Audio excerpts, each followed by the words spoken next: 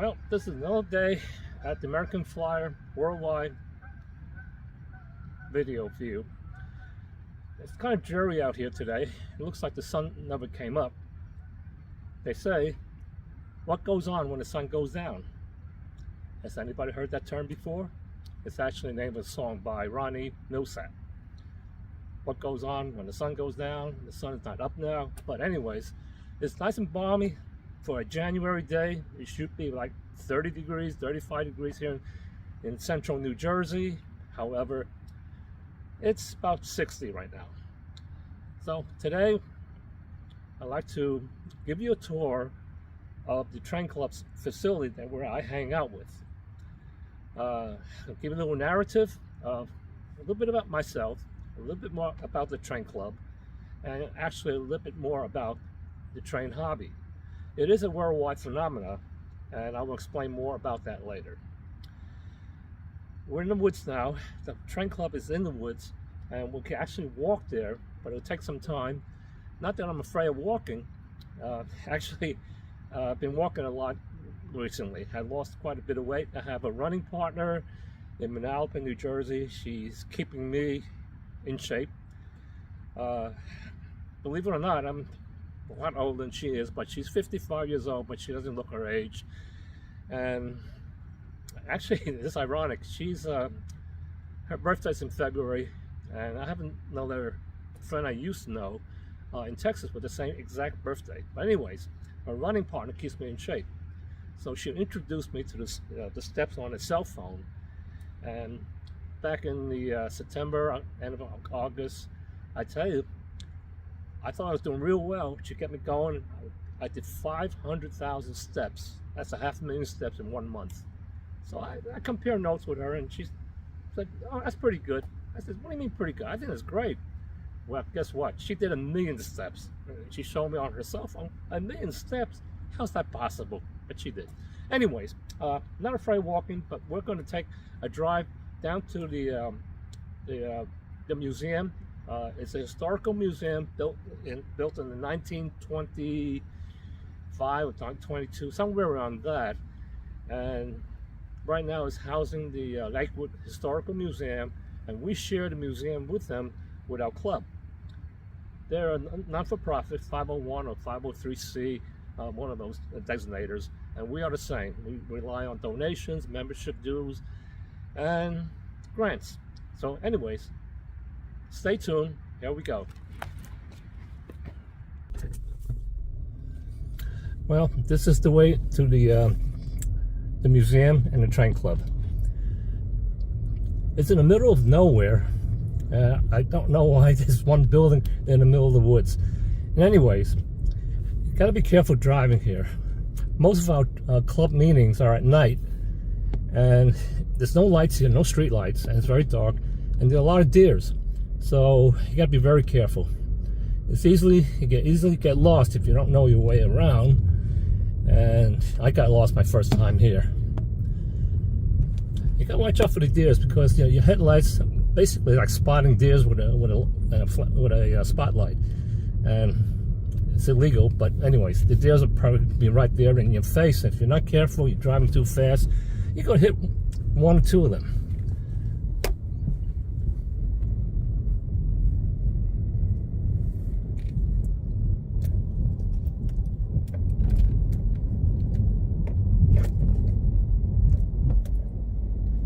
Well, we're almost there.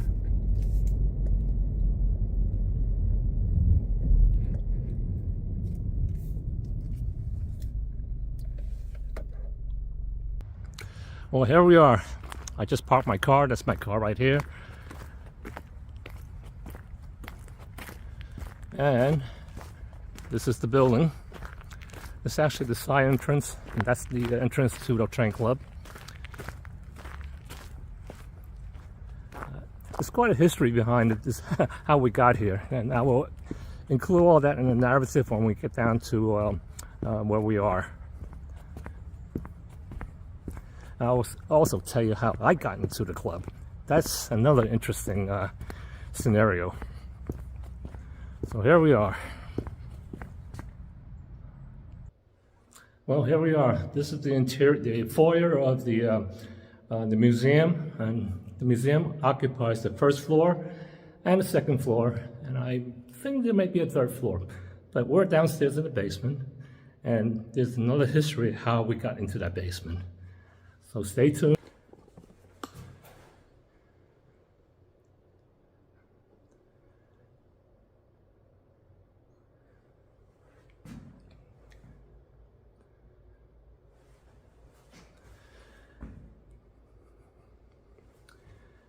All right, this is the way to the train place.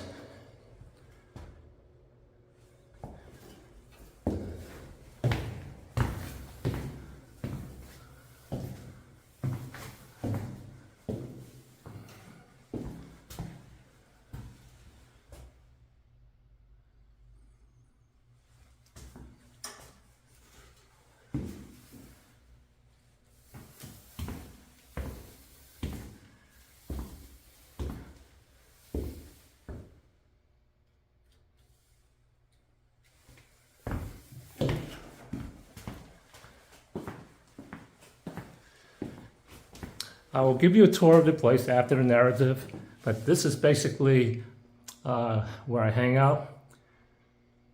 It's the Ocean County Society of Model Railroaders. And we have a pretty extensive set of libraries here. I mean, books for information, technical stuff, history, what have you. So here we go. Well, this is one of the rooms where I hang out. It's actually, I do hang out here quite a bit. The Model Railroader Club was started in 1987. It was located in a different location, also in Lakewood. It was actually in a church, an Episcopal church.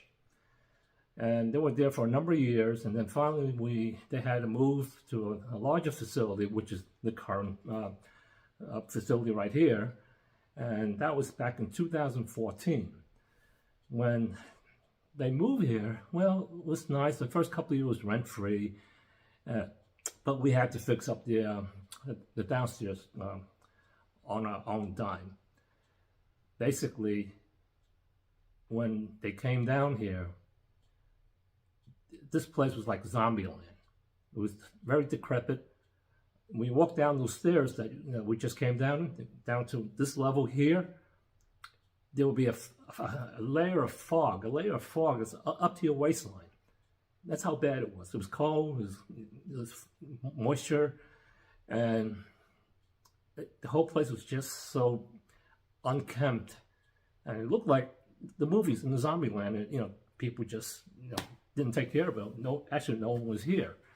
So when we came, obviously, the town was happy to see somebody's going to occupy this place and fix it up, which we did. And it took at least 2 years to get this place in shape. Well, when I take you on a tour of the facility, you will see how good it is now. But I also would point out some other interesting things about the structure of this building, actually the material. So since 1987 up until 2014, I think 2016 actually, it was basically an HO gauge train club and an O gauge train club, and the gauges differentiates the size of the locomotives and the passenger cars or the freight cars. There is a third one, which is the American Flyer. That's S gauge, but there was no S gauge. Anyway, I tell you how I got here. I got here one Veterans Day back in 2015 or 2000. Yeah, I think it was 2016 perhaps.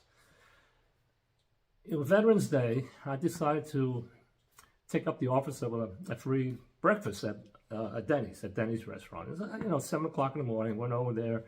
So there's some people. There was a line there, and we just waited and waited and waited.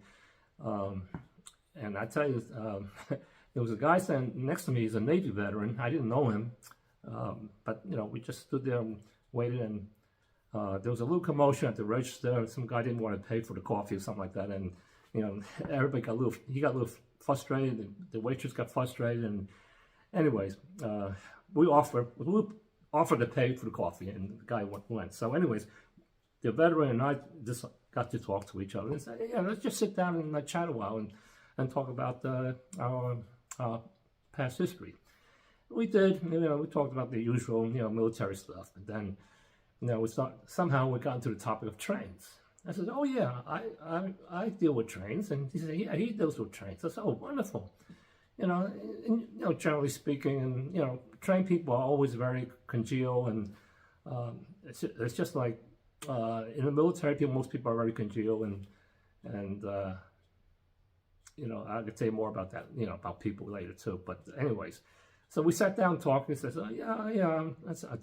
He asked me, do you belong to a train club? I said, nah, I don't belong to a train club. Is there one around here? And he said, oh yeah, absolutely. There's one in Lakewood. I said, really? Yeah, I perked up. And he says, when you come down, and we're open Tuesdays and Friday nights. So I said, okay, next night, next open night, I went down there. Obviously, I got lost because, it was very dark, and it took me a little while, but I found the place. I went down there, met the president of the club, Dennis, and he says, yeah, look around, see what you like, make yourself at home. And I said, oh yeah, great, everybody welcomed me. It was nice, nice folks here, nice folks. So I looked around, and I said, okay, I'll come back again. I'll give it some good thought. I mean, it looks good. Actually, the place at that time was half finished. I mean, it was cleaned up, but it was half finished. It didn't look like what it is now. So I went home, and next meeting day, I came down at night, and I said, oh yeah, it looks good. Yeah, I think I might want to join your club. What are the dues? He told me what the dues are, which is not bad. And so, okay, and I said, I'll come back the third time. I came back the third time. I gave it a thought. I took some pictures, and I looked at it. I said, this is not going to work out. So I came down, and I said to Dennis, the president of the club, I says, I can't join your club. I says, why not? I can't run my trains down here. He says, what do you mean you can't run your trains down here? I says, well, you have only, at that time, I only saw that one room. He says, well, you have 3 tracks. You have 3-track trains. My American Flyer is to scale, and it's 2-track. So I can't run it. He says, oh, but I didn't tell him it was American Flyer. I just said 2 tracks. I said, oh, we have 2 tracks. It's in the other room. So, oh, okay. So I went to the other room across the hallway, and it was actually not S gauge, not American Flyer. It was HO, which is like half the size of the O gauge. And S gauge is somewhere between HO and O gauge. So I looked and said, oh, this is not going to work. So I came back to Dennis and said, I can make this work because those tracks are too narrow, too short. I mean, it's the wrong size. He says, are you kidding me? No. He says, what kind of trains do you run? I says, and I told him it's American Flyer S gauge. And they never had any American Flyer trains running in this club since 1987. Well, there's a piece of real estate in the O gauge section. It's a platform that would just put buildings there just for looks and what have you. It says you could have that piece of real estate, and it wasn't bad. It's probably like 20 feet by 10 or something like that. So which is good, But he says you have to put all the work into it. Well, we'll supply the money to buy the tracks, whatever you need, but you have to supply the labor because we don't know anything about S gauge. I said, okay, no problem. And that's exactly how I got into the club. And I will show you what I did with some help from other folks. And I tell you, over the course of the next year, some of the folks came out of their closet, with American Flyer trains. This is, I haven't run this in 20 years. Can you fix this? Can you make this run? Yeah, I could do that. I do repairs. And I could the restorations too.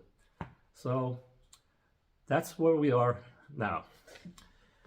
And I could go on to the next narrative. The people here are very straightforward, honest, very friendly, and pretty much like some folks that I met when I was out in Camp Perry. Camp Perry is a military installation where I competed with in the President's 100, it's a high-power rifle competition. There's 240 shooting spots, and there were like 3,000 people competing. So it's 300 yards, 600, and then 1,000. And 1,000 is like, I can't even see the target, basically. That's how far it is. And all iron sights, no scope. And it was interesting. I've been there a few years, but, you know, I have thousands of dollars worth of equipment in my ammunition, my weapons. And you leave it behind the firing line, because at some point in time, you have to put your time in to pull targets. In other words, you have to go down range and make sure the target, you pull targets up and down. When someone shoots, you have to mark it off. So we all take turns doing that. But I tell you, because of just like the trained folks here, people are very honest. They don't touch any of your stuff. I mean, that's great. In fact, I could tell you a story. Just like the folks here, there's one guy from Alabama. He's walking up and down Commercial Road. Commercial Roads where all the manufacturers sell their wares at a discount for the competitors. So, it was late in the evening. A buddy of mine was walking down the Commercial Road, and there's one guy from Alabama, and he was like very distraught. I says, "Hey, buddy, what's wrong?" He says, "Well, I just lost my wallet." I says, "Well, you better call your credit card company." He said, "I don't carry credit cards. I have $3,000 or $4,000 of cash in my wallet, and I lost it." I said, "Holy Christ!" I said, "I tell you what, it's dark now. In the morning, there's a lost and found down the ways here. Go check with the lost and found." Well, okay, so night goes by. He comes back the next morning. We see him on Commercial Road again, and he was happy as a lark. I said, "You found your wallet?" "Yeah, I found my wallet. And all the money's still there. Someone turned it in. They didn't take a penny out of the wallet." So that's the kind of people that, the trained folks are like too. And one of my trained guys, this is another incident. He manufactures reproduction parts. That's his business. But he inherited a cattle farm, a cattle ranch, down in southern Jersey. Down, I think it was in Burlington County. We're in Lakewood, and I live in Manalapan, which is a little bit north. So it's about 45 minutes, half an hour, 45 minutes from where I live, and a little bit closer from here, Lakewood, to Burlington County. So he,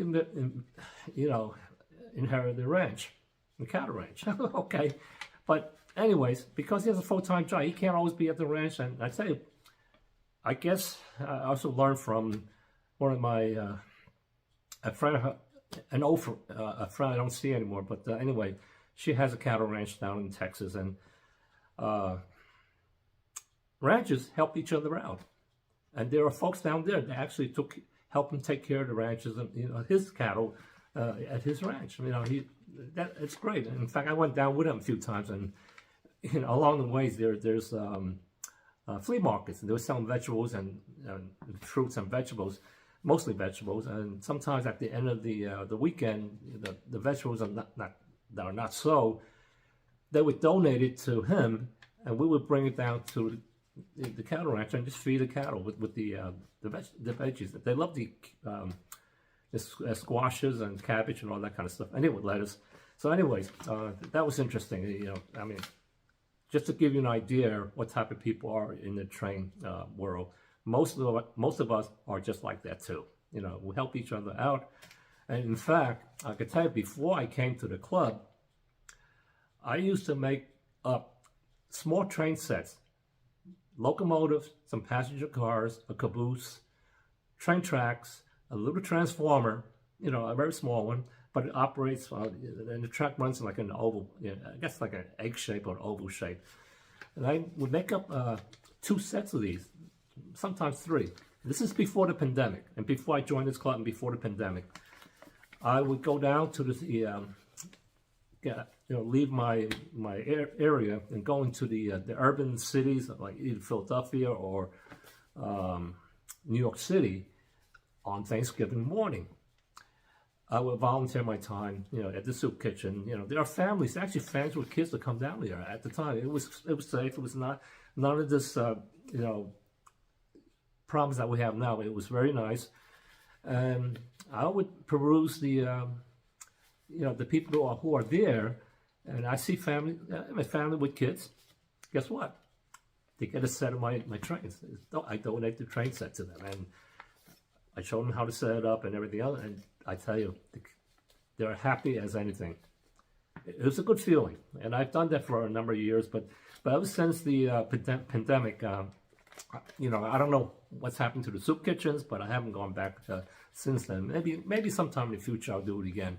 That's just me. I like to do that, and some people, I'm kind of generous in a way, but a lot of people take my generosity the wrong way. They think I'm up to something else. But anyways, that's who I am and what I am, and train folks here helped me out quite a bit too. I mean, after I started the American Flyer, you know, some of the guys, you know, they came out and they actually pitched in and says, let's do this, let's do that. Gave me some advice in terms of setting up the platform, which is interesting. But let me tell you also, the other thing is, when I was talking about doing my steps and walks to get in shape, which I lost 10, 12 pounds over the summer, which is great. I'm in very good shape now. The old gauge trains, I tell you, I need to go to the gym and work out with weights, because those trains are so damn heavy. I mean, it's like with the cars. These guys are bringing in suitcases. I mean, it's that heavy. And it's like, oh, Christ. You know, it's not like the American Fly, which is smaller, and I could put that in all the big giant toolbox and carry, you know, toolbox with wheels and carry it. But these guys, their trains could be like, oh, I don't know. The engine and the locomotive for one of them could be as long as, you know, 2.5 feet long, and it's all solid die-cast metal. Can you imagine? This is just the locomotive and the tender. So, anyways, that's what we do, and what else is there? Well, let's take a break. I'll come back in a minute. Stay tuned. Okay, we're back. I just wanted to say that my my YouTube channel is, you know, Doug Chung, American Flyer, Worldwide American Flyer Model Railroaders. And true to the name of the title, it is a worldwide phenomenon. In fact, years ago, well, it was a hobby. It's for kids. You put your train around the Christmas tree, and that was it. But now it's become actually a real big business. I'm not into the business. I do repairs and restorations, and some folks actually would ask me to do stuff in it. But anyways, I want to point out to you that it is a worldwide phenomenon.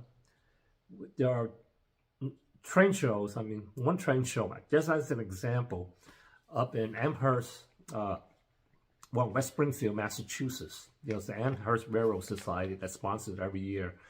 And the show is in like 5 gigantic buildings. I mean, literally big gigantic buildings. And there's one year, not too long ago, Saturday and Sunday. They only show, they have a show for Saturday and Sunday in January once a year, one weekend a year.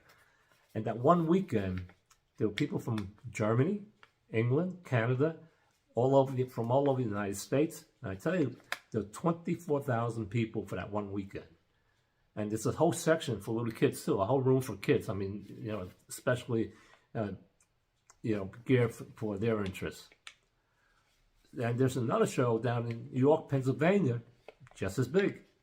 And there's some in California. There's one in Dallas, Texas that I've been to, which is quite interesting, not too long ago. And let me say this now. If any of you are familiar with Market Watch, which actually monitors all the up and coming industries, you know, of different types of industry, doesn't matter what it is. If it's something of interest, they'll watch it. In fact, this past February,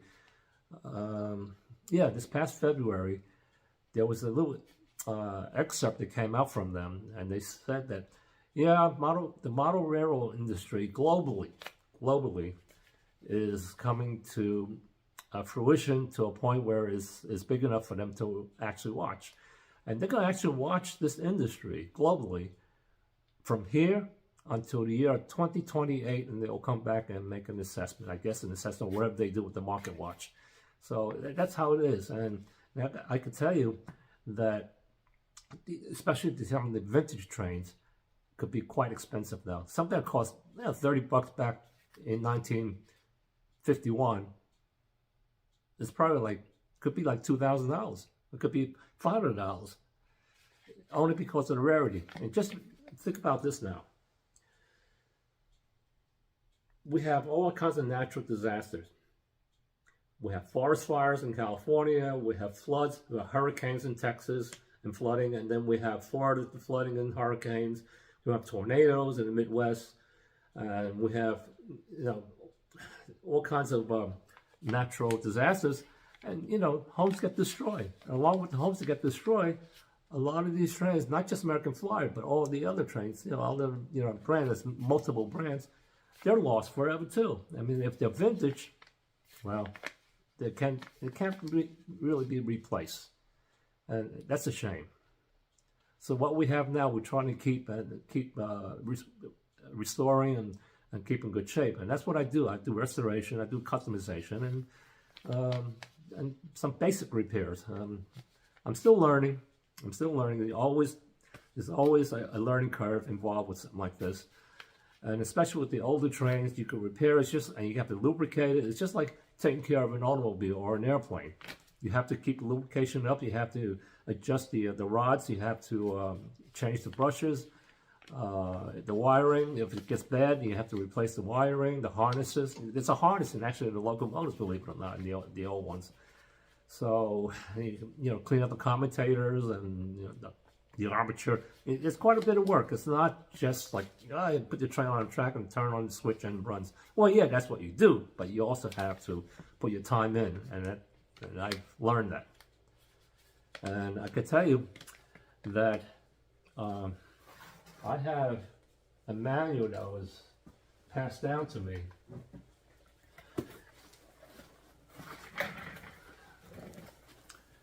This is a shop manual. It's actually a factory shop manual.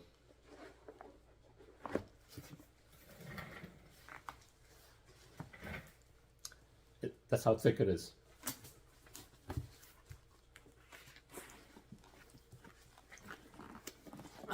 It's heavy too. It has all the technical bulletins in here. I can't really show you all the pictures here, but and it has all the parts, the part numbers. And I brought this to a show one time, and someone offered $5,000 for this thing. You can't find one of these. My father got this for me somewhere way back when I was, younger. So again, it's a service manual, but it has all the factory bulletins and all the updates. They have the discarded ones, they have the updated ones.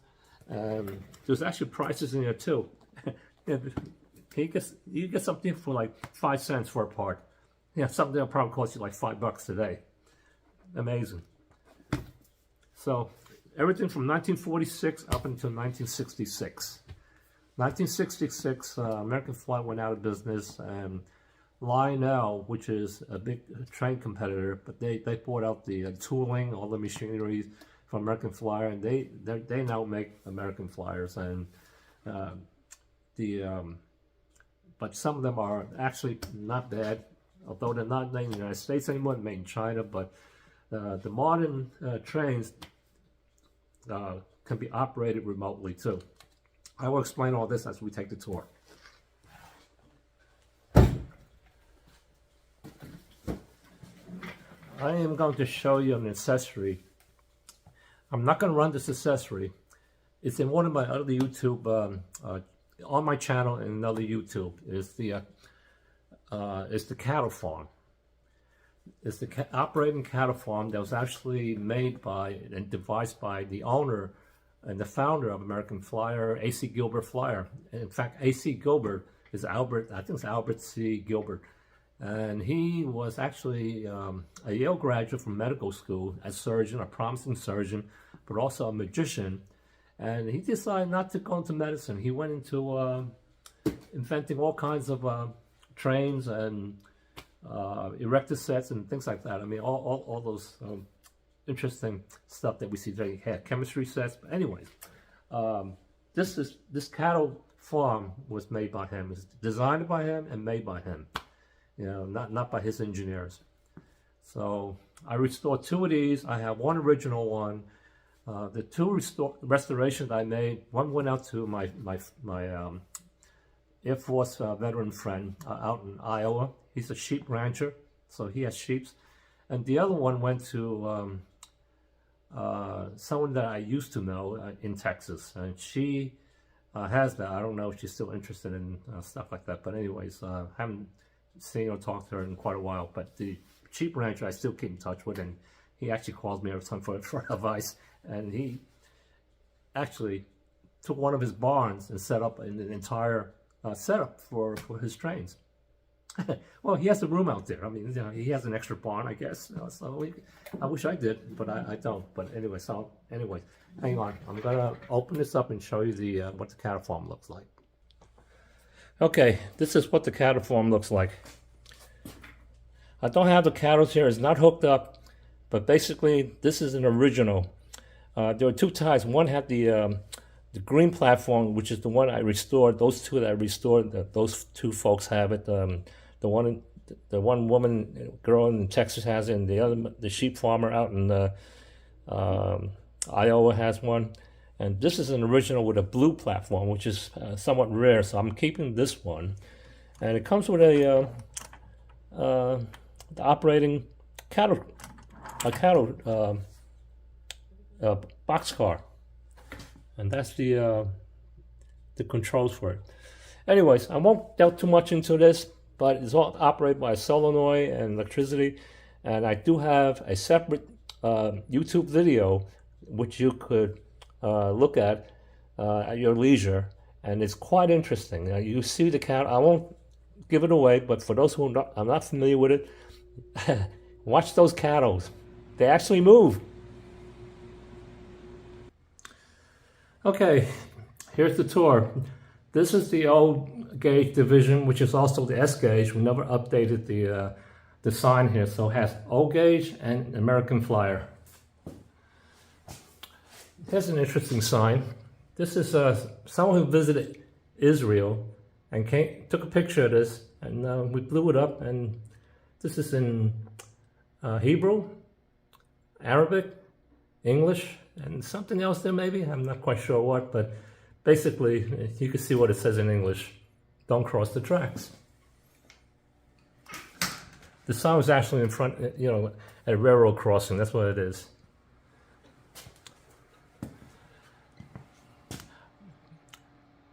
This is our big room.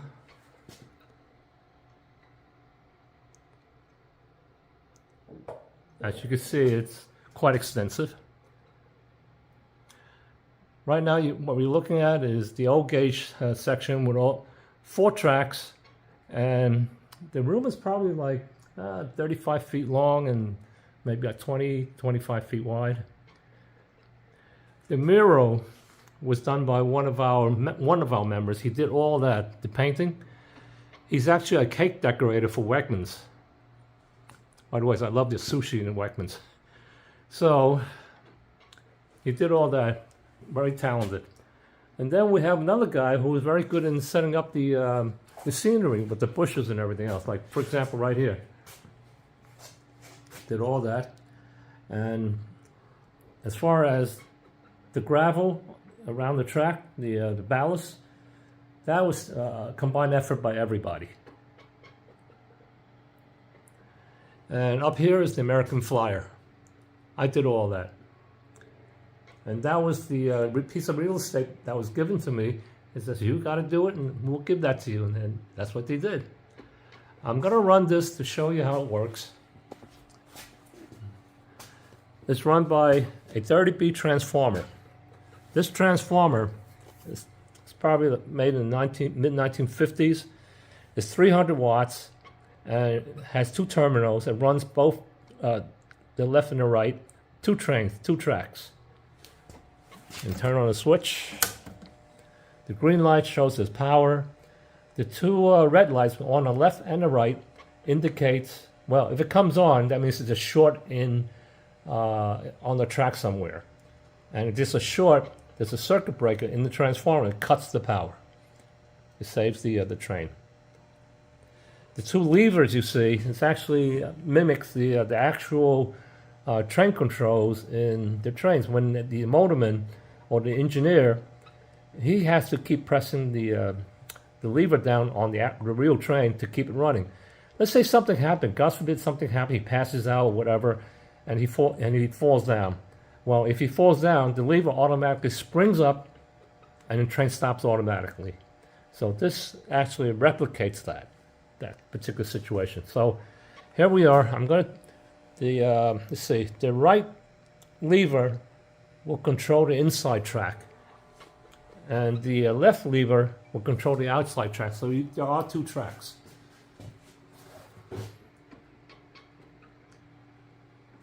That's the inside track.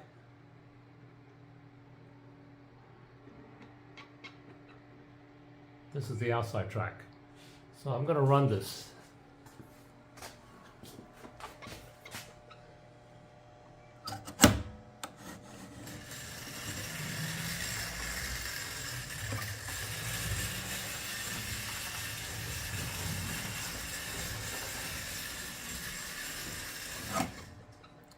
And this is the outside track.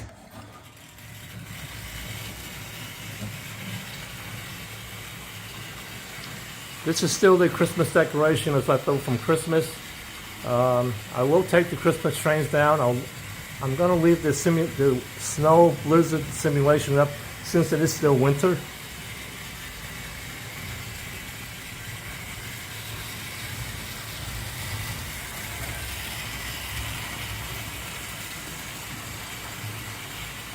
All the cars basically has a Christmas theme. American Flyer never commercially made any Christmas themed cars, so I had to actually concoct something and made up what we have here. You have to simulate the snow on the cars, you have Christmas packages, you have the Christmas trees, you have Santa Claus at the end of that car. So that's the whole layout.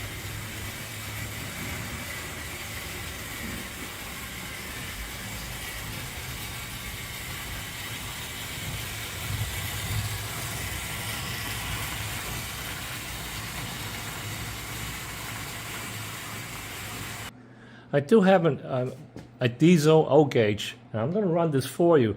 This is run by a separate transformer. This is a Lionel, a Z4000 transformer, also very powerful. And each one of these run two tracks. So there's two transformers here, and it runs two trains each. So 4 tracks, 4 trains. And then we have other transformers down here,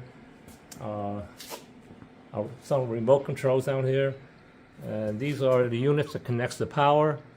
I'm not quite sure how to do this, but we have some engineers in the club that are actually very good with the electronic hookup. So it's not as easy as it looks, but you know, if they know what they're doing, for them it's easy. But for me, well, that'll be a learning process for me.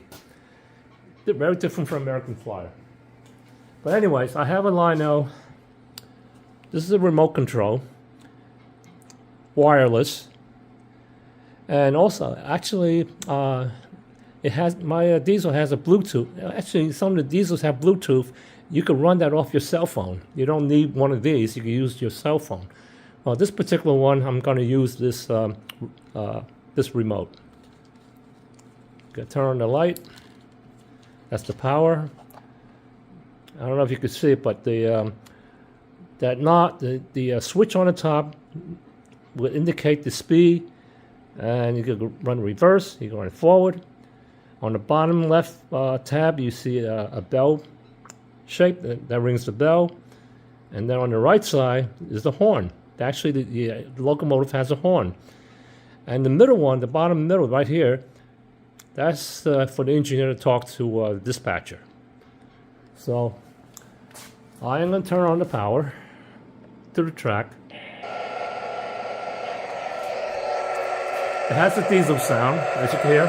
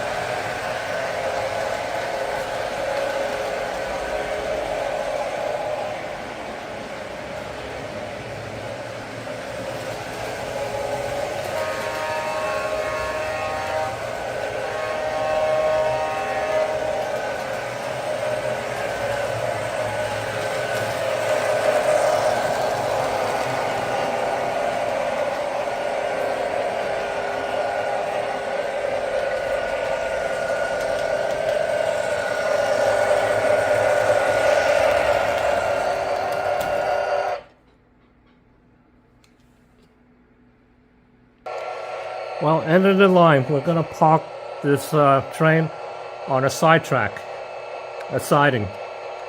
So we're going to reverse this train and park it back where it was originally.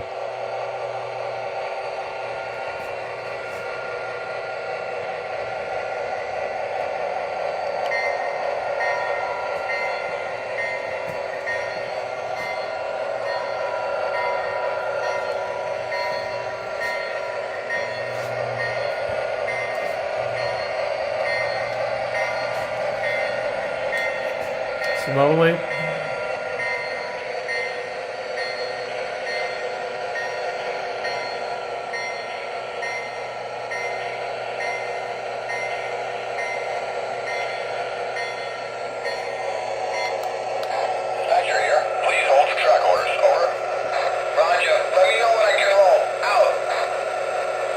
And there you have it. That's the old gauge side.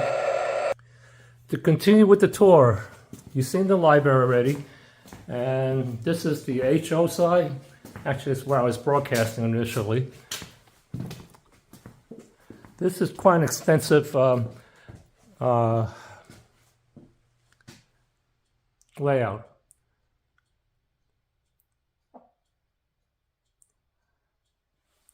Here's the train yard. If you notice, these tracks are extensively small. They're half the size of the O gauge and actually smaller than the S gauge too. And I have some HO trains here. This is my locker right here. That's me.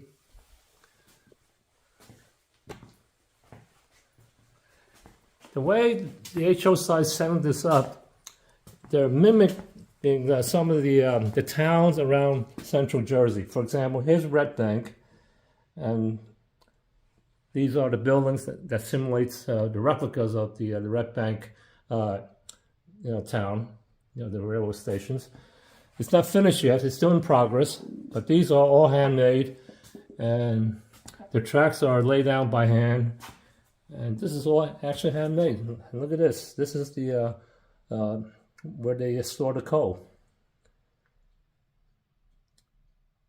Quite realistic. It's a bridge that's actually somewhere near here in Jersey. And Shark River Drawbridge, right there in Belmar. Belmar is not far from where I live, near the ocean. And you see the drawbridge in the bottom photo. And here's the replica of what you see in the picture.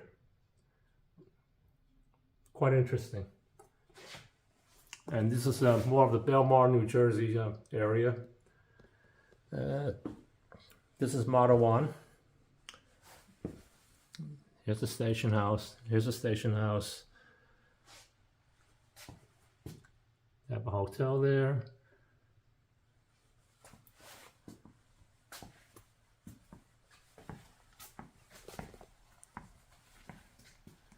There's a pond here.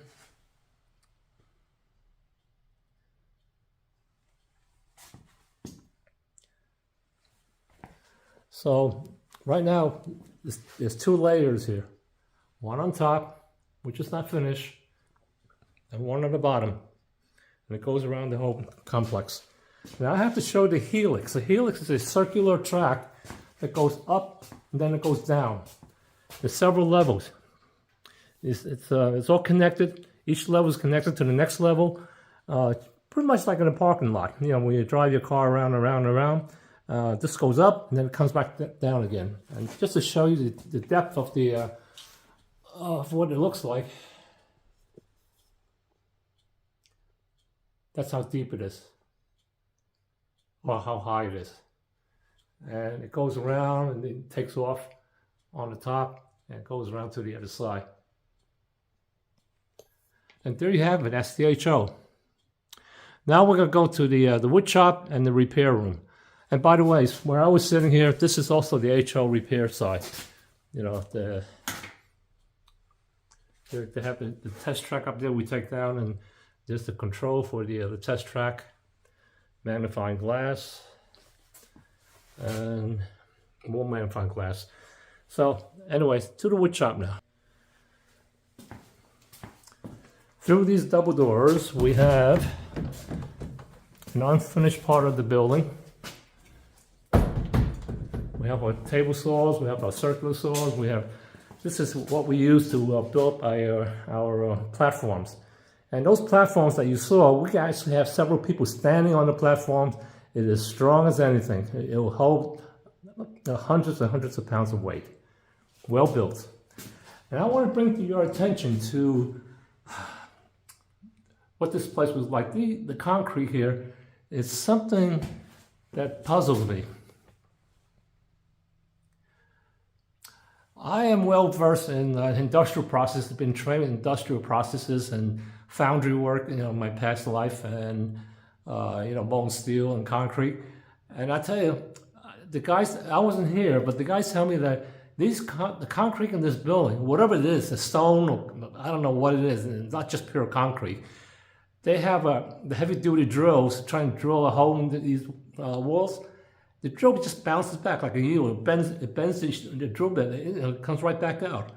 We had to get the gas company with some of the heavy-duty commercial drills to drill some holes, and that's how we got the heating system up there. But even the engineers in our club, we can't figure out what kind of material this is. This is built, mind you, back in the 1920s. I have to say one thing though, this whole place is great to be a wood shop, but also is great to be a bomb shelter, a fallout shelter. We have extra lumber here.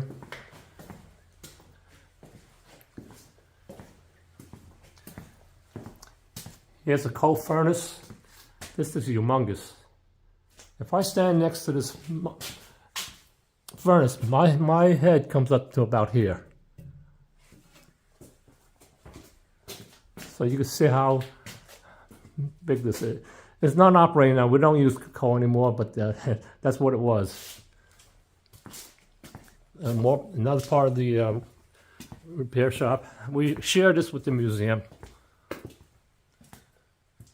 So we got a lot of stuff here. Interesting saw here. I never seen one of these before. It's a radio saw.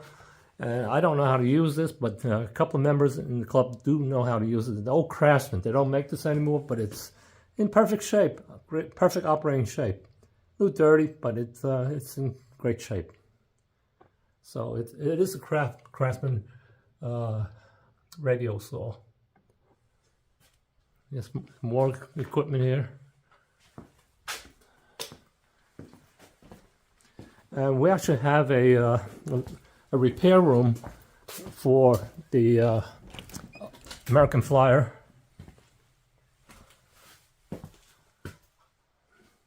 I'll turn on the light here. There we go. An old Craftsman Dremel, a real powerful one. Very stuff. We have our two tracks here for the old gauge and the American Flyer. And you notice the tracks, the one on the top you see is the 3 rail old gauge tracks. Not too realistic. And the one on the bottom is the 2 rail with the flat, it's a flat top, just like the real McCoy. So when American Flyer made these cars and the tracks, it simulates exactly what they have in real life. Even the some of the cars, they say the coal tender has 1,000 rivets in the car.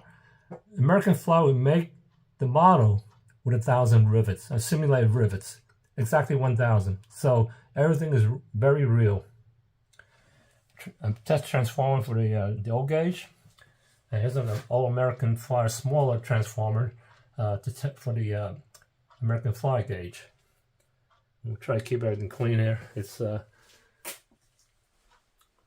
more tools and everything else.